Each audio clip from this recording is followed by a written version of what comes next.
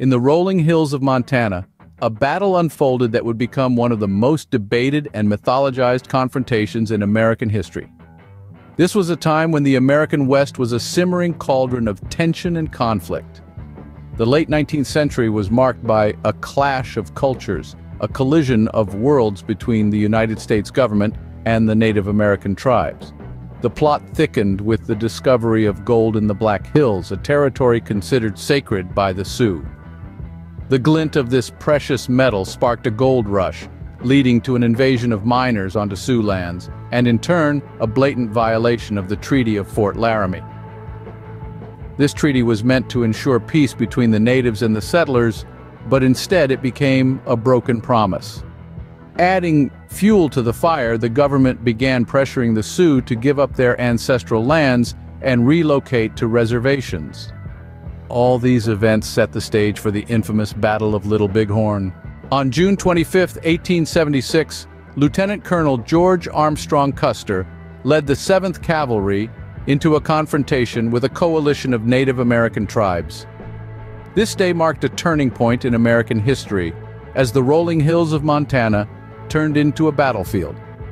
The 7th Cavalry, confident and eager, ventured into a fight they were ill-prepared for, underestimating the strength and determination of the Native American warriors.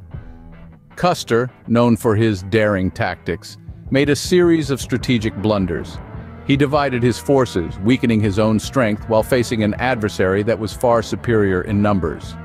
The Lakota Sioux and Cheyenne warriors, under the leadership of Sitting Bull and Crazy Horse, presented an overwhelming force. Despite their superior weaponry, the 7th Cavalry was outflanked and outmaneuvered. They were quickly surrounded, trapped in a fight they could not win. This resulted in Custer's last stand, one of the most iconic moments in American history. But the Battle of Little Bighorn isn't just about Custer's defeat. There are lesser-known facts that shed light on the complexity of the battle. Among these is the intriguing role of the Native American scouts employed by the U.S. Army, whose involvement adds another layer to the story. Two tribes in particular, the Crow and the Arikara, played an integral part in the events that unfolded. You see, these tribes had their own bone to pick with the Sioux and Cheyenne. Their alliance with the U.S. Army wasn't just a matter of survival, but also a strategic move in their ongoing tribal rivalries. They were navigating a complicated landscape of alliances and enmities, and their involvement in the battle was a reflection of these complexities. This wasn't a straightforward case of us versus them, but a tangled web of intertribal dynamics. These details underscore the diverse Native American perspectives and the battle's significance beyond the simplistic narrative of Custer's defeat. The Battle of Little Bighorn had far-reaching effects on American history. This confrontation, steeped in legend and lore, was a temporary setback for the United States, halting its westward expansion momentarily. Yet it inadvertently sparked a more aggressive military approach against Native American tribes.